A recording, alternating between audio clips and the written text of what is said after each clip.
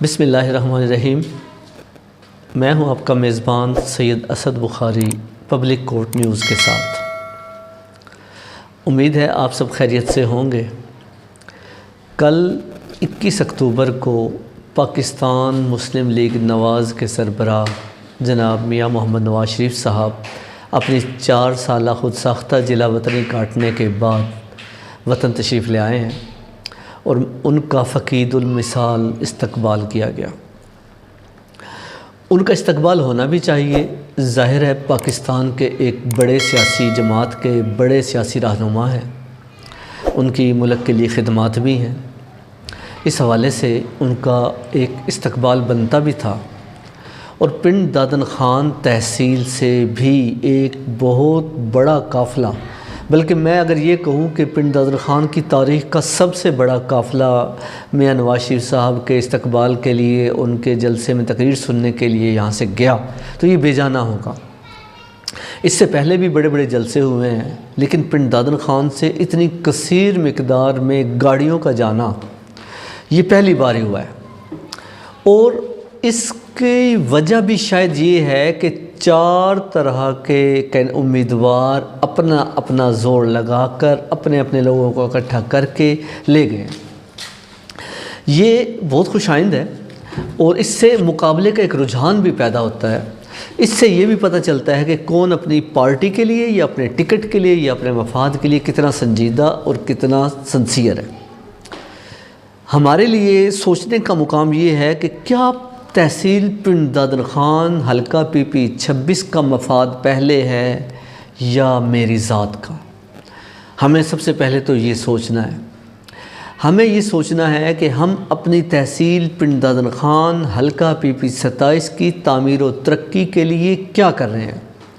ہمیں یہ دیکھنا ہے کہ جتنے امیدواران میدان میں ہیں ان کی کیا خدمات ہیں تحصیل پنڈ دادن خان کے لیے، اور ان کا مستقبل کے لیے ویژن کیا ہے، اور جو 16 مہینے پی ڈی ایم کی حکومت رہی ہے یہ اس سے کیا حاصل کر سکے۔ انسان ہم جلسوں سے، نعروں سے، گاڑیوں سے تو یہ اندازہ لگانے سے قاصر ہیں کہ علاقے سے کتنے لوگ مخلص ہیں۔ اگر ہم اس کا جائزہ لیں تو اخباری رپورٹ کے مطابق، غیر جانبدار صحافیوں کے مطابق اور پبلک گیدرنگ کے مطابق تیمور نواز جٹ صاحب سب سے بڑا قافلہ لے کر گئے۔ ناصر جاوید صاحب، چودھری عابد جوتانہ صاحب اور راجہ مطلوب مہدی صاحب، حاجی ناصر للہ صاحب اور کرنل شیرازی صاحب بھی بڑے قافلے اپنے ساتھ لے کر گئے۔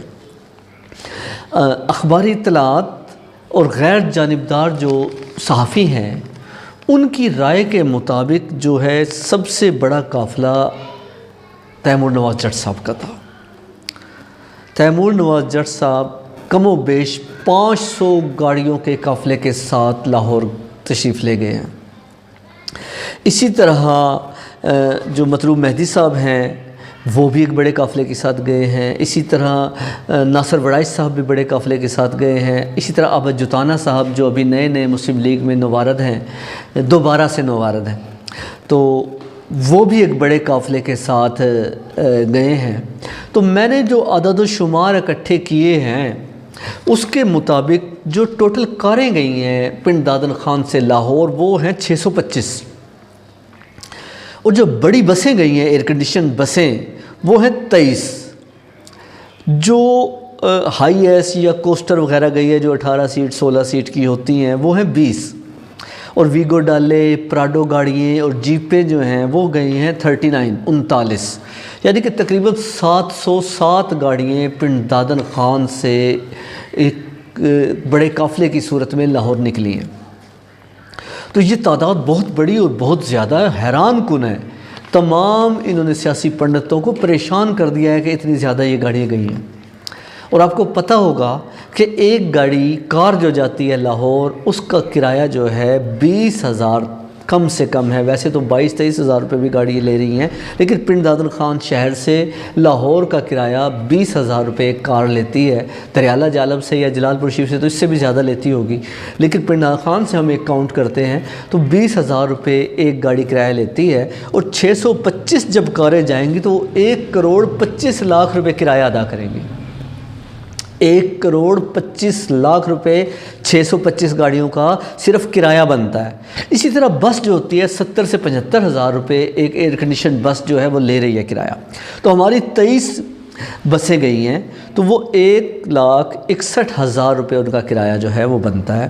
اسی طرح جو ہمارے پراڈو، ویگو ڈالے اور اس طرح کی جیپیں گئی ہیں وہ 39-40 کے قریب وہ گئی ہیں، تو ان کا جو رینٹ بنتا ہے وہ 15,60,000 روپے بنتا ہے۔ اور اسی طرح جو ہائی ایس اور کوسٹر وغیرہ گئی ہیں وہ تقریباً 8-9 لاکھ روپے ان کا کرایہ بنتا ہے، صرف کرایہ۔ یہ جو گاڑیاں انہوں نے بتائی ہیں، جو فگرز آئے ہیں ہمارے پاس، ان کے مطابق ان کا کرایہ اتنا بنتا ہے، یعنی کہ ٹوٹل اگر کرایہ ملا لیں تو 1,65,00,000 روپے کرایہ جو ہے صرف بنتا ہے ان گاڑیوں کا جو یہ گئی ہیں۔ اب اس میں ٹول بھی ادا کیا گیا ہوگا۔ اب جو دوست، جو ساتھی، جو کارکن ساتھ گئے ہیں، ظاہر ہے ان کے کھانے اور پینے کا خیال بھی ان امیدواروں نے رکھنا تھا اور رکھا ہوگا یقیناً۔ اور اس کے اوپر اگر ہم یہ اندازہ لگا لیں کہ ایک آدمی کا لاہور جانے اور آنے میں وہ صرف 500 روپے کا کھانا کھاتا ہے، تو یہ کھانا 15 سے 20 لاکھ روپے کا بنتا ہے۔ جو اتنے 3,000 لوگ تو گئے ہیں نا کم سے کم، اگر 3,000 لوگوں کو ہم 500 پہ ضرب دیں تو یہ 15 لاکھ روپے کا کھانا بنتا ہے، جو 500 روپے کے ساتھ، یعنی کہ جا گئے ہیں آئے ہیں، اس میں جو انہوں نے اپنے جیب سے خرچ کیا وہ ایک علیحدہ ہے، جو امیدواروں نے جو لوگ لے کر جانے والے میزبان ہیں انہوں نے جو خرچ کیا ہے وہ علیحدہ ہے اس سے، تو وہ 15 سے 20 لاکھ روپے کا کھانا ہے۔ اس طرح وہاں پر اخباروں میں ہمیں پڑھنے کو ملا ہے کہ ناصر وڑائچ صاحب نے ایک VIP شادی ہال میں جو 5 سٹار تھا اس کے اندر 800 لوگوں کو بہترین کھانا کھلایا ہے، جس میں ان کے 10 سے 12 لاکھ روپے خرچہ آیا ہے ناصر وڑائچ صاحب کا، تو یہ بھی خرچہ آیا ہے۔ تو یہ اوسطاً 2-2.25 کروڑ روپے جو ہیں وہ بنتے ہیں پنڈ دادر خان سے جانے والے قافلے کے اخراجات، اور یہ اخراجات کیے ہیں یہاں کے امیدواروں نے جو ٹکٹ کے خواہش مند ہیں۔ میرے پیارے ناظرین، ہمیشہ سوچنا کیا ہے؟ ہمیں سوچنا یہ ہے کہ یہ پریکٹس تقریباً 1 مہینے سے چل رہی ہے، 1-1.5 مہینے سے میاں صاحب کے استقبال کے لیے پنڈ دادر خان تحصیل میں۔ باقی ملک کا مجھے نہیں پتہ، میں اپنے حلقے کی PP 26 کی بات کر رہا ہوں جہاں پر یہ پریکٹس چل رہی ہے۔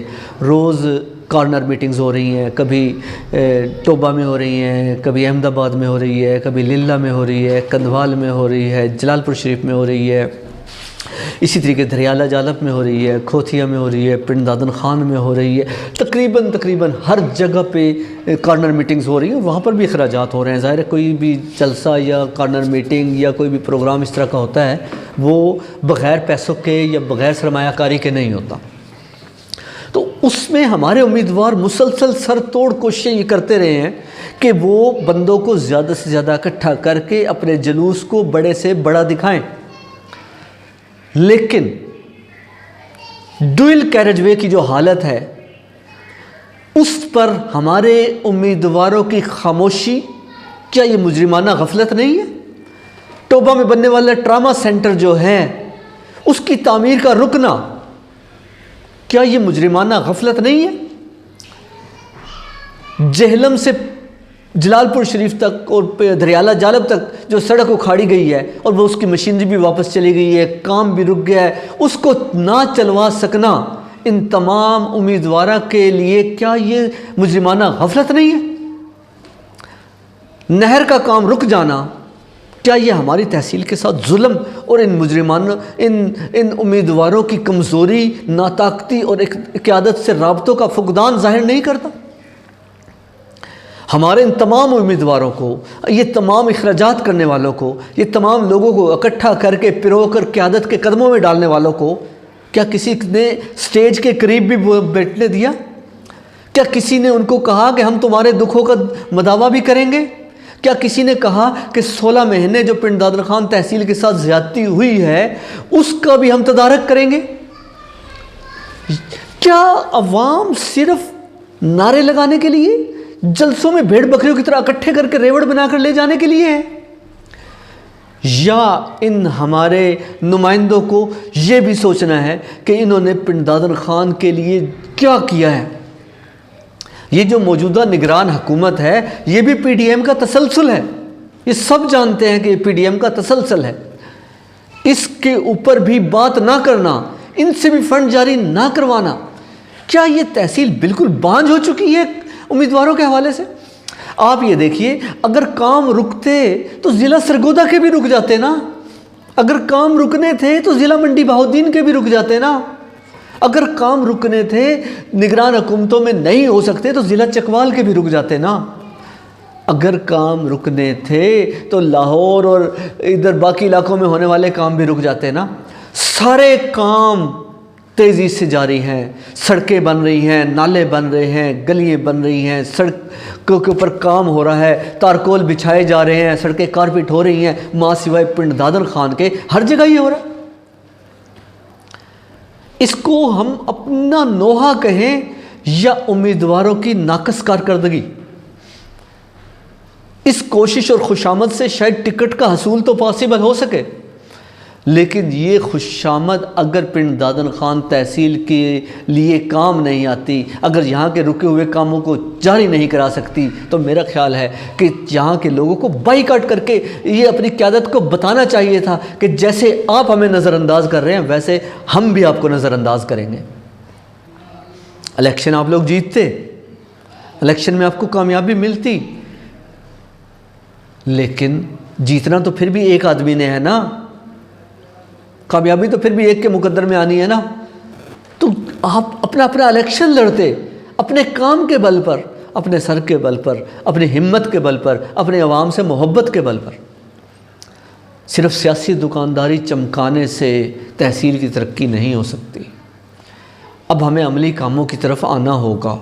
اگر ہمیں حلقہ پی پی 26 کو باقاعدہ ایک پسماندہ تحصیل سے نکال کر خوشحالی کی طرف لے کر جانا ہے تو ہمیں اپنی سوچ کو، اپنے وین کو بھی بدلنا ہوگا، ہمیں اپنی زبان کی تراری کو بھی تیز کرنا ہوگا، ہمیں اپنے شعور کو بھی بلند کرنا ہوگا، اور ہمیں حق مانگنے کا سلیقہ بھی سیکھنا پڑے گا ان لوگوں سے جو اپنے حلقے کے لیے حق لے رہے ہیں۔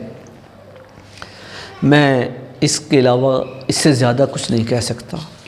خود کو سب سے بڑا قصوروار اور ذمہ دار سمجھتا ہوں کہ شاید میں آواز اٹھانے میں بھی کمزور ہوں، شاید میں بھی اپنا مطمع نظر آپ لوگوں تک نہیں پہنچا سکتا۔ کوئی بھی پارٹی ہو، کوئی بھی جد و جہد ہو، ہر آدمی کسی نہ کسی پارٹی کا کارکن ہے، لیکن جب تک وہ کارکن اپنی لیڈرشپ سے یہ آواز نہیں اٹھائے گا اپنے حلقے کے لیے، وہ یہ حلقہ کامیاب نہیں ہوگا۔ اس کے ساتھ ہی میں آپ سے اجازت چاہوں گا۔ اللہ ہم سب کا حامی و ناصر ہو، آمین۔